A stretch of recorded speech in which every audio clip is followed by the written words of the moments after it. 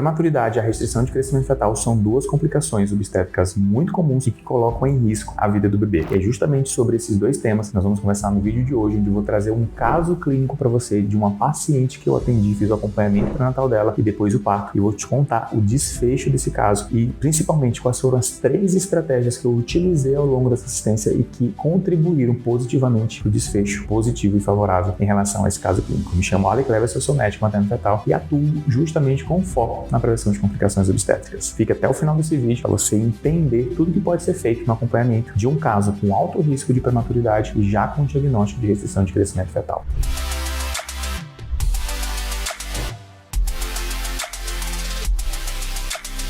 Esse caso foi um caso muito especial, muito desafiador também, porque era uma situação de uma paciente com mais de 45 anos de idade que ela já me procurou para uma primeira consulta de forma online. Esse casal ele mora fora do Brasil, então eles moram num país na Europa. Eles me procuraram inicialmente por uma consulta online para entender o que poderia ser feito na assistência pré-natal deles, porque eles se sentiam muito desamparados, eles se sentiam muito perdidos em relação ao que era necessário de ser realizado ali, porque eles já estavam com uma gravidez com o diagnóstico de um bebê com uma restrição de crescimento severa, com peso fetal estimado abaixo do percentil 1. E por que aconteceu essa situação? Vou já contar para você. Eu quero trazer para você aqui, primeiro, alguns aspectos conceituais em relação à prematuridade, em relação à restrição de crescimento fetal. Bem rápido, eu vou contar detalhes desse caso e principalmente as estratégias que a gente utilizou e que favoreceram para a gente ter um desfecho gestacional positivo nesse caso. Então, o que é prematuridade? Prematuridade é quando o bebê ele vai nascer antes de completar 37 semanas. Então, todo bebê que nasce até 37 semanas e 6 dias é considerado prematura. É um critério, uma definição cronológica. Existem prematuridades ali mais extremas, são bebês que nascem com menos de 28 semanas, por exemplo. A prematuridade tardia é aquele bebê que já vai nascer mais próximo das 37 semanas. Então, conceitualmente, isso é a prematuridade. A gente tem uma estimativa de 10% de partos no Brasil serem de bebês prematuros, que vão nascer prematuros. Quantos bebês que nascem por conta dessa prematuridade? E,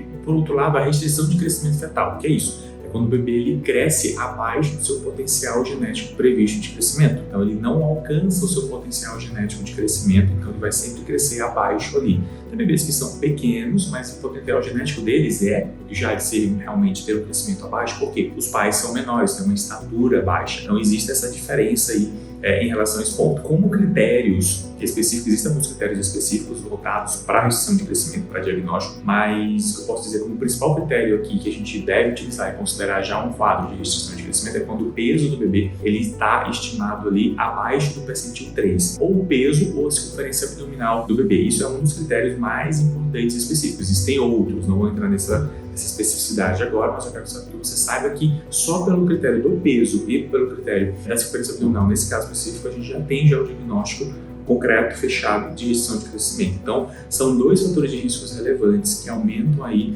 os riscos, as chances de sobrevida desse bebê após o nascimento. Você tendo esse entendimento, eu vou te falar mais detalhes em relação a esse caso dessa paciente. Então, é uma paciente com mais de 45 anos. É uma gestação que foi por conta de FIV, foi uma fertilização in vitro por conta de uma ovodoação. E isso aconteceu justamente porque esse casal ele apresentava uma incompatibilidade da genotipagem KIR, das células NK da mulher, com HLA-C do casal. Se você tiver interesse e quiser saber mais sobre esse assunto, sobre esse tema, coloca nos comentários aqui para eu poder gravar um vídeo específico explicando sobre esse exame, essa avaliação de compatibilidade em relação à genotipagem aqui das células NK com a HLA-C e qual a repercussão disso em relação à fertilidade, em relação ao risco de abortamento de repetição, combinado? Então esse casal, eles tinham essa incompatibilidade, por isso eles foram por uma ovodoação. E no começo da gravidez fizeram todo um protocolo de tratamento também voltado para a modulação imunológica para que essa gravidez tivesse êxito. Então o casal que já vinha ali 3 ciclos de falha de implantação por fertilização in vitro. Então, depois que eles foram para a ovulação e fizeram ali esse tratamento, né, de modulação imunológica no começo da gestação, eles evoluíram para uma gravidez que se seguiu ali, não foi uma falha de implantação e ultrapassou o primeiro trimestre. Entretanto, todavia, começou a evoluir com uma restrição de crescimento extremamente precoce e severa, porque era o bebê já com 20 e pouquinhas semanas, já apresentava um peso fetal estimado abaixo do percentil 1. Quando ela me procurou com 26 semanas, esse percentil já estava abaixo do percentil 1. a gente fez as primeiras medidas, eu já vou contar para vocês sobre essa estratégia, e orientei ela, e a gente manteve o acompanhamento. Depois, tivemos mais uma consulta ali, com 3, 4 semanas depois, onde ela seguiu fazendo acompanhamento na vitalidade fetal, e depois desse acompanhamento, dessas 2 consultas online, o casal resolveu vir para o Brasil para seguir o acompanhamento pré-natal comigo e também fazer o parto, e assim a gente fez. O que a gente fez do ponto de vista de estratégia para esse caso? Justamente que era um caso onde a complicação já estava instalada, a gente precisava ter alguns cuidados específicos em relação a esse caso. É uma paciente que a gente já tem um risco, vários fatores de riscos aí, uma fertilização in vitro, que por si só já é um fator de risco importante, por ovodoação, que é um outro fator de risco relevante, uma paciente que tem uma incompatibilidade, né, ela do casal, o casal apresentava uma incompatibilidade de genotipagem QI com HLA-C deles, idade materna avançada 45, mais de 45 anos e já com diagnóstico de gestação de crescimento, ou seja, era um quadro extremamente desafiador, um caso extremamente desafiador, um altíssimo risco de prematuridade e até mesmo de perda da vida deste bebê. Então, a gente começou a atuar com algumas estratégias, vou contar as 3 principais estratégias que eu utilizei nesse caso, justamente para que a gente tivesse um desfecho favorável. Hoje,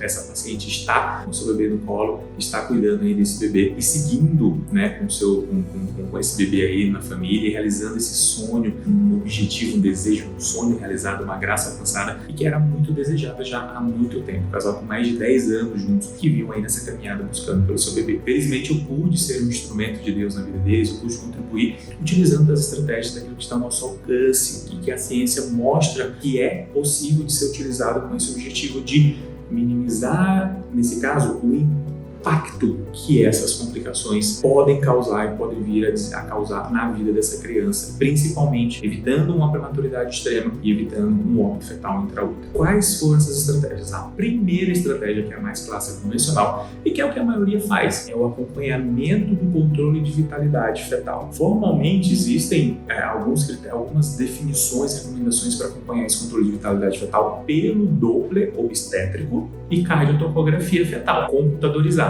E a periodicidade do acompanhamento por esses exames vai depender da gravidade do quadro de restrição de crescimento. E essa gravidade ela é avaliada e definida conforme as alterações no Doppler. No caso dela, pelo Doppler, o Doppler sempre aparecia e vinha com normalidade, tanto uterinas, umbilicais, a cerebral média. Então isso dava uma tranquilidade pra gente, mas a gente não poderia deixar de fazer essa vitalidade, controle de vitalidade com ultrassom e cardiotomografias bem de perto. Enquanto ela estava lá fora do Brasil, ela fez esse controle com acompanhamento a cada 2 semanas, conforme os protocolos formais recomendam. Depois que ela veio para o Brasil, já ali por volta de 30, 32 semanas, a gente fez o acompanhamento semanal, tanto com Doppler quanto com acompanhamento do crescimento fetal com biometria a cada 2 semanas e cardiotocografia fetal também a cada 2 semanas. Isso foi uma forma da gente acompanhar muito mais de perto, foi sim, além do que os protocolos recomendam, mas foi uma questão para trazer segurança para todo mundo e mais tranquilidade para essa paciente, devido ao risco que se tinha ali por conta dessa restrição de crescimento fetal muito acentuada, muito grave. Então, a primeira estratégia aqui que foi utilizada e que é fundamental, isso é clássica, ninguém vai discutir, ninguém vai questionar, até porque nos guidelines, tanto nacionais e internacionais, é o que se preconiza minimamente que seja feito um acompanhamento da vitalidade fetal dessa gravidez através de ultrassonografia obstétrica com Doppler e cardiotocografia computadorizada, e aí a periodicidade vai depender da gravidade do caso. Maravilha? Uma segunda estratégia que nós utilizamos aqui foi a realização do exame da razão S-FLIT-PLGF. O que é esse exame? São 2 marcadores bioquímicos que representam para a gente, eles são liberados, produzidos na placenta e que vão sinalizar para a gente como que está acontecendo ou aconteceu, na verdade, a placentação e como é que está esse funcionamento da placenta agora. São marcadores que classicamente têm sido utilizados muito mais para o rastreio de risco para pré-eclâmpsia, mas que a gente pode utilizar aí com o objetivo de avaliar a função placentária. Então, mesmo o Doppler estando normal, o Doppler de uterina, umbilical, cerebral, eu lancei mão de solicitar esse exame para essa paciente para a gente poder ter uma avaliação ainda mais detalhada e específica em relação à função placentária. Então, ali, assim que ela chegou no Brasil por volta de 32 semanas, ela fez esse exame a primeira vez e deu um resultado positivo, que foi de 8. Já vou falar aqui para você, quando ele é menor do que 38, isso sinaliza para a gente um baixo risco de pré-eclâmpsia e uma função placentária favorável. Então, isso corroborou ainda mais para o Doppler, para o que o Doppler já mostrava para a gente, que era que aquela placenta ela estava funcionando adequadamente. Muito provavelmente, essa restrição de crescimento não tinha um fator placentário muito relevante. Então, foi um caso que a gente deu uma tranquilidade ainda maior para a gente também e mantivemos o acompanhamento ali em relação à vitalidade desse bebê. Quando foi mais ou menos 3, 4 semanas depois dessa primeira avaliação da razão da split PLGF, ela começou a apresentar uns aumentos do pico pressório, começou a apresentar umas pressões um pouquinho mais elevadas. A gente precisou entrar com medicamento antihipertensivo para controlar melhor essa pressão, na menor dose possível, ela controlou adequadamente, só que isso chamou um alerta. Quando deu 4 semanas depois, um mês depois, repetimos o exame da razão split PLGF, e isso foi bem importante ter feito inicialmente, ter repetido um mês depois, porque a gente pôde realmente comprovar a evolução de uma questão placentária iniciando, porque ela foi do resultado de 8, por volta de 32 semanas, para um resultado de 38, ali por volta de 36 semanas já, um mês depois. Então isso ligou um alerta pra gente, porque aí uma paciente que já tinha um exame que era considerado completamente normal, de baixíssimo risco para desenvolvimento de pré-eclâmpsia, para comprometimento da função placentária, a gente começou a ter um exame que sinalizava pra gente que aquela placenta ela poderia ter um grau de comprometimento na sua função, e essa paciente já estava assim sob um risco maior de desenvolver e de evoluir com pré-eclâmpsia. Então a gente teve uma atenção maior, seguimos monitorização da pressão arterial, controle dessa pressão arterial, uso do antihipertensivo e o acompanhamento dessa vitalidade mais de perto, tanto com cardiotocografia computadorizada quanto também com o Doppler obstétrico. Dentro das estratégias, essa foi a segunda. Primeiro, controle de vitalidade fetal. Segunda foi exatamente a realização do exame da razão split PLGF, que nos fez identificar aqui um grau de comprometimento da função placentária. A terceira estratégia que utilizamos, nesse caso especificamente, que contribuiu favoravelmente para o desfecho gestacional positivo, favorável, foi a utilização de suplementação personalizada e individualizada com foco em melhoria da função placentária, da circulação uteroplacentária, melhoria de estresse oxidativo, que muito provavelmente está presente ali nesse caso de restrição de crescimento, até pelo fator imunológico que ela apresentava